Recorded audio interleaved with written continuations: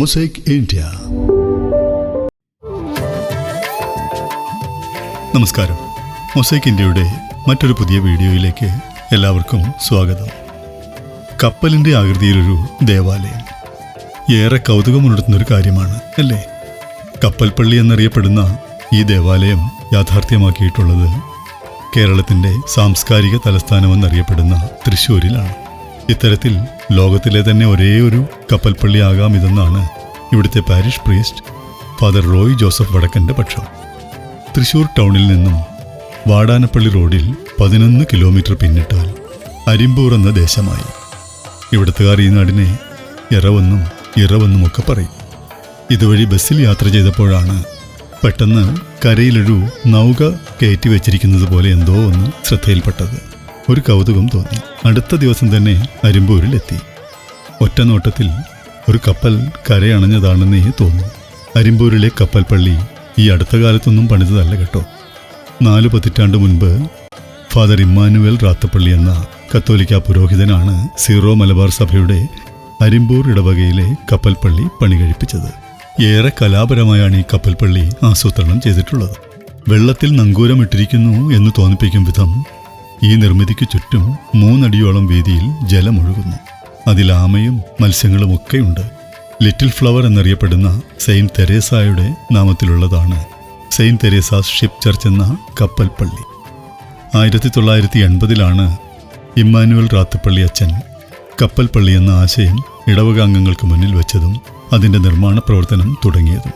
കോൺക്രീറ്റിലാണ് നിർമ്മിതി.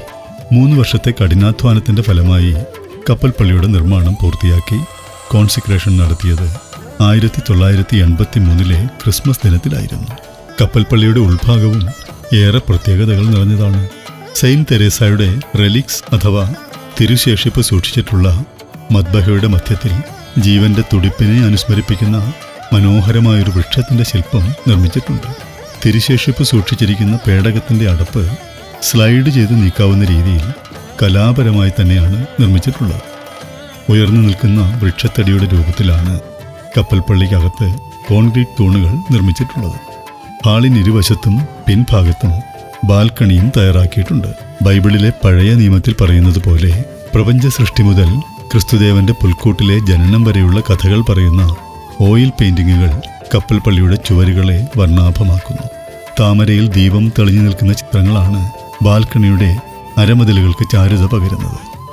റോമിലും മറ്റും കാണുന്ന കാറ്റക്കോംസ് പോലെ പള്ളിയുടെ അടിഭാഗത്ത് അൾത്താരയ്ക്ക് തൊട്ടു താഴെ ഒരു ഭൂഗർഭ അറ പോലെയാണ് മരിച്ചവരുടെ ഭൗതിക ശരീരം അടക്കം ചെയ്യുവാനായി കപ്പൽപ്പള്ളിയിൽ സെമിത്തേരി സ്ഥാപിച്ചിട്ടുള്ളത്. ഇതാണ് എടുത്തു പറയേണ്ട മറ്റൊരു പ്രത്യേകത. പള്ളിയുടെ ഒരു വശത്തുകൂടി ഒരു ഗുഹയിലേക്കെന്ന പോലെയാണ് 144 സെല്ലുകളുള്ള ഈ സെമിത്തേരിയിലേക്ക് ഇറങ്ങിച്ചെല്ലാനാവുക. കേരളത്തിൽ മറ്റൊരിടത്തും ഇത്തരത്തിലുള്ളൊരു സെമിത്തേരി നമുക്ക് കാണാനാവില്ല.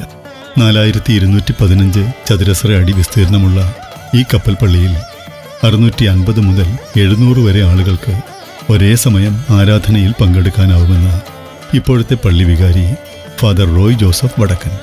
അരിമ്പൂർ എന്ന വാക്കിൻ്റെ അർത്ഥം അരിയുടെ ഊരെന്നാണ്. പണ്ട് കാലത്ത് ഇത് ചുറ്റും കോൾപ്പാടങ്ങളാണ്. ഇതൊരു ദ്വീപാണ്, കൊച്ചു ദ്വീപാണ് കോൾപ്പാടങ്ങളുടെ ചുറ്റുമുള്ളത്.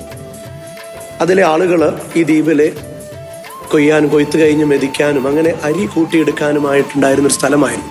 അതിൽ കുന്നത്തൊരു അങ്ങാടിയുണ്ട്. അങ്ങാടിയുടെ ഒരു ഇറക്കമാണ് പിന്നീട് എറവെന്ന പേരിൽ ഈ നാട് അറിയപ്പെട്ടത്. അതുകൊണ്ട് ഈ ദേശത്തെ വിളിക്കുക എറവെന്നാണ്. അരിമ്പൂരെന്ന ഈ ഗ്രാമത്തെ വിളിച്ചാലും ഈ ദേശം അറിയപ്പെടുന്നത് എറവെന്നാണ്. കപ്പൽപ്പള്ളിയുടെ ഷേപ്പിൽ ഈ ദേവാലയം ഉണ്ടായത് 1983 അന്നത്തെ വികാരിച്ചനായിരുന്ന ഫാദർ ഇമ്മാനുവേൽ റാത്തപ്പള്ളി എന്ന് പറയുന്ന അച്ഛനാണ് ഇത് രൂപകൽപ്പന ചെയ്തത്, അന്നത്തെ കാർന്നോമാരോടൊക്കെ കൂടെ. അതിന് പുറകിലൊരു വികാരമുണ്ട്. കാരണം ബൈബിളിൻ്റെ കാഴ്ചപ്പാടിൽ നമ്മളൊക്കെ യാത്രക്കാരാണ്. സ്വർഗത്തിലേക്കുള്ളൊരു യാത്രയാണ്. ആ യാത്ര നോഹിൻ്റെ പെട്ടകം പോലെയുള്ളൊരു പെട്ടകത്തിലാണെന്നുള്ള ഒരു സങ്കല്പത്തിൻ്റെ പുറകിൽ മനോഹരമായിട്ട് ചിത്രീകരിച്ചിട്ടുണ്ട്. അതുകൊണ്ട് തന്നെയാണ് ഇതിന് കപ്പലിൻ്റെ ഒരു ഷേപ്പ് കൊടുക്കാനുള്ള കാരണമെന്ന് ഇവിടെയുള്ള കാർന്നവന്മാർ പറഞ്ഞ് കേട്ടിട്ടുണ്ട്. അതുകൊണ്ട് തന്നെ ഈ കപ്പൽ യഥാർത്ഥത്തിൽ നോക്കിയ ലോകത്തിലെ ഒരേ ഒരു മോഡലാണ്. മുഴുവനും കപ്പലിൻ്റെ ഡിസൈനുള്ള പള്ളിയായിട്ട് നിൽക്കുന്നത്. ചുറ്റും വെള്ളമുണ്ട്. ചുറ്റും മീനുകളൊക്കെ സെറ്റ് ചെയ്ത് ഈ കപ്പല് വളരെ മനോഹരമായിട്ട് നിൽക്കുകയാണ്. ഇതിൻ്റെ മുകൾ വശത്തേക്ക് നോക്കിയാൽ ഇൻകൾച്ചറലൈസേഷൻ, നമ്മൾ പറയാറുണ്ട് സാംസ്കാരിക രൂപണം. താമരയിൽ ദീപം നിൽക്കുന്ന ഒരു ചിത്രമാണ് ഇവിടെ കൊടുത്തിരിക്കുക. ഒപ്പം കുരിശിന്റെ വഴി. ഇപ്പൊ ഏകദേശം ഒരു 1100 വീട്ടുകാരായി. പണ്ട് 226 വീട്ടുകാരുണ്ടായിരുന്നുള്ളൂ. ഇമ്മാനുവൽ അച്ഛൻ ഇപ്പോൾ നമ്മുടെ കോണ്ടാക്റ്റിലുണ്ടോ? അച്ഛൻ ഇപ്പം കോണ്ടാക്റ്റിലില്ല. അച്ഛൻ്റെ ഒരു കസിൻ എന്നോട് പറഞ്ഞിരിക്കുന്ന അച്ഛൻ അമേരിക്കയിൽ ജീവിക്കുന്നുണ്ട് എന്നുള്ളതാണ്. പക്ഷേ കൂടുതൽ വിശേഷങ്ങളൊന്നും അതിനെക്കുറിച്ച് അറിയില്ല. ഉയർത്തെഴുന്നേറ്റ ക്രിസ്തുവിന്റെ രൂപമാണ് കപ്പൽ പള്ളിക്ക് മുകളിൽ ഉയർന്നു നിൽക്കുന്നത്. താഴെ റോസാപുഷ്പങ്ങൾ കയ്യിലേന്തിയ സെയിന്റ് തെരേസയുടെ രൂപം കപ്പൽ പള്ളിക്ക് തൊട്ടു മുന്നിലായി തന്നെയുണ്ട്. ഇരുവശത്തും തൂങ്ങിക്കിടക്കുന്ന നങ്കൂരവും കപ്പൽ പള്ളിക്ക് ചുറ്റിലുമായി ഒഴുകുന്ന വെള്ളവും അതിലെ ആമയും മത്സ്യങ്ങളുമൊക്കെ ആരിലും കൗതുകമുണർത്തുന്നവ തന്നെയാണ്. ഈ ദേവാലയത്തിൻ്റെ രൂപഭംഗി തന്നെയാണ് കപ്പൽ പള്ളിയെ വ്യത്യസ്തമാക്കുന്നതും സഞ്ചാരികളെ ഇവിടേക്ക് ആകർഷിക്കുന്നതും. ഇനി മറ്റൊരു വീഡിയോയുമായി താമസിയാതെ വീണ്ടും തിരികെ എത്താം. This is Radhakrishnan Kuttoor signing off from Mosaic India. Thank U.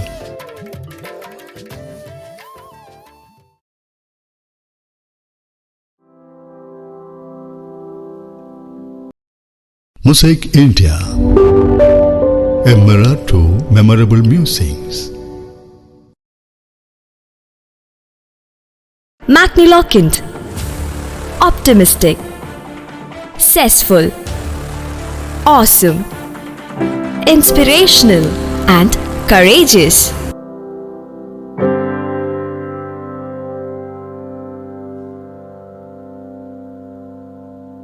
Let's explore together.